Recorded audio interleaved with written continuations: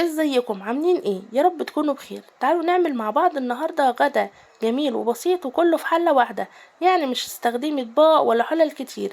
هنعمل مع بعض النهارده الكبسه السعودي بس بايد مصريه، انما ايه تحفه وجميله جدا. ان شاء الله تعجبك وتجربيها بنفس طريقتي، هتطلع معاكي بالشكل ده. انا النهارده استخدمت دبابيس الفراخ في الوصفه بتاعتي. تقدري ان انت تستخدمي اي قطعه من الفراخ او تستخدمي لحمه، وكمان عملت جنبها سلطه الدقوس الجميله، طلعت معايا طعمها تحفه. كمان شايفين الفراخ عامله ازاي؟ تحفه والطعم بتاعها خرافي. ما تنسيش لو عجبك الفيديو تعملي لايك وشير كتير. وتعالوا بينا نخش على الطريقه ونسمي باسم الله. معايا هنا حله فيها معلقه من السمنه وعليها معلقتين من الزيت. هسيبهم يسخنوا شويه وهنزل عليهم ببصلايه مبشوره ناعم. هفضل اقلب فيها كده لحد ما تدبل معايا. وكمان بعد ما تدبل هضيف عليها جزرايه مبشوره، ودي اختياري، تقدري ان انت تستغني عنها. هقلب فيهم برضو لحد ما يتبلوا، وهضيف عليهم التوم، فصين توم كده مفرومين ناعم. هقلب فيهم برضو لحد ما يتبلوا. هضيف عليهم قرن فلفل حامي وبارد كده، تقدري تعملي ميكس بين الاتنين. معايا طماطمايه مبشوره خشن كده، يعني ما تخلطهاش قوي. عليها معلقه من معجون الصلصه او صلصه الطماطم. هقلب فيهم كده وهضيف عليهم بهارات صحيحة، مستكة، حبهان، ورق رولي، لومي، وعود من القرفة. هقلبهم كويس لحد ما ريحتهم تطلع كده، وهضيف البهارات الناعمة كمان. بهارات الكبسة دي بتجيبيها من عند العطار. وكمان معلقتين من البابريكا ومعلقة من الفلفل الاسود، وهقلب برضو في الخضار كده. هتطلع معاكي الريحة جميلة قوي، وهتشوفي دلوقتي بقولك ايه، الريحة تحفة قوي. زي ما قلتلك استخدمت دبابيس الفراخ، تقدري تستخدمي اي قطعة من الفراخ او كمان تقدري تستخدمي لحمة.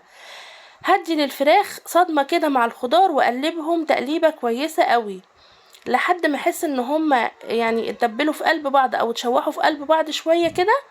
هفضل اقلب فيهم تقليب كويس قوي. هكون في الوقت ده مسخنة مية وهنزل بيها على الفراخ زي ما انتوا شايفين كده. تكون المية سخنة لحد ما تغطي الفراخ، وهبدأ اخليها تستوي يعني ساعة الا ربع كده، لان الدبابيس ما بتاخدش سوا كتير. وفي الاخر هضيف الملح.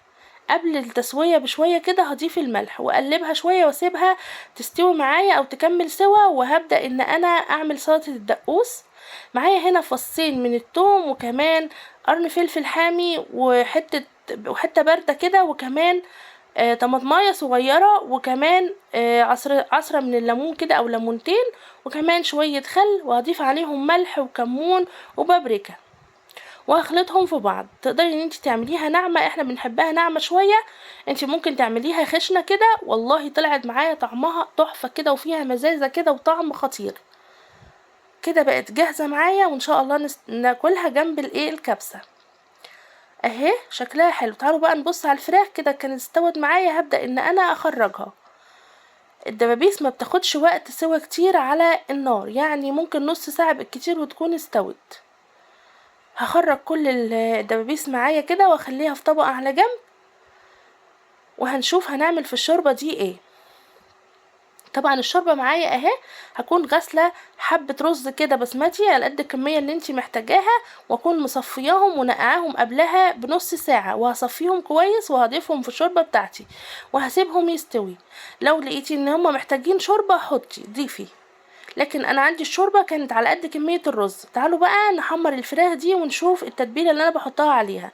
معجون من الصلصه او الكاتشب، عليهم معلقه من الفلفل الاسود، ومعلقه بابريكا، وكمان نطره ملح، وكمان معلقه عسل كده، وكمان حبه من الزيت. وهقلب كل المقادير دي في بعضها وهدهن بيهم الفراخ. والله التتبيله دي تحفه جدا، بدهن بيها اي فراخ انا عايزه احطها في الفرن او احمر وشها، بتدي طعم تحفه كانها مشويه بالظبط. هبدأ ادهن الدبابيس بتاعتي بالخلطة دي وهدخلها الفرن تحت الشواية. هتاخد وش بس واطلعها اهي. وهنا بقى كان الرز بتاعي استوى، وبصوا مفلفل ازاي وجميل وخطير. ووريكم مفلفل ازاي وطعمه وريحته كمان طالع عليكي تحفة قوي. يلا بينا مع بعض نقدمه. معايا صينية هنا هضيف عليها فيها الرز كده،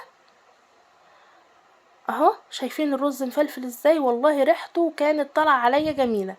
ما تنسوش لو وصلتوا لحد هنا في الفيديو تعملوا لايك وكومنت حلو تقولوا رايكم.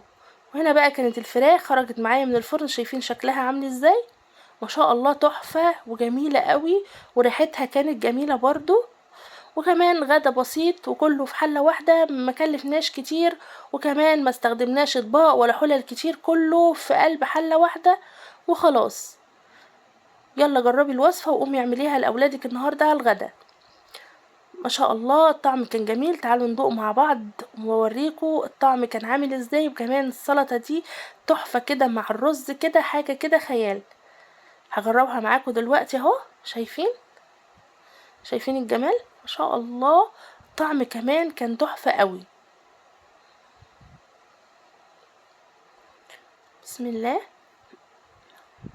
والله جميل قوي وعجب الولاد قوي. وكمان الدبابيس دي طعمها حلو قوي كده، وبتخلي الاطفال ياكلوها كده ما بيخلوش منها حاجه اهو.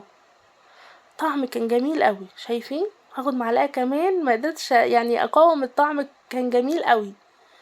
ان شاء الله تعجبكم الوصفه. ما تنسوش لو عجبتكم تعملوا لايك وشير كتير.